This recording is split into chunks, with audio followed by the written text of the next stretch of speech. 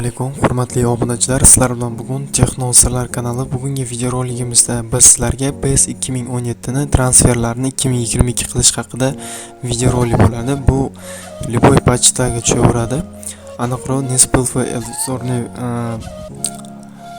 videorolik qilganman. O'shandagi patchlarga aniqroq 100% tushadi, chunki men o'shandan editorni qilib transferlarni joylashtirib chiqdim va boshqalarga ham tushadi degan umiddaman.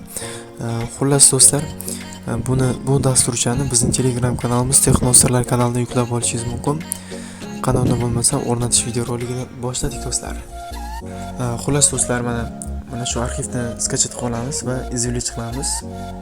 Izolyatsiya qilib bo'lganimizdan so'ng ichiga kiramiz. Editor nonolar papkasini kopировать yoki customized qilamiz. Farqi yo'q.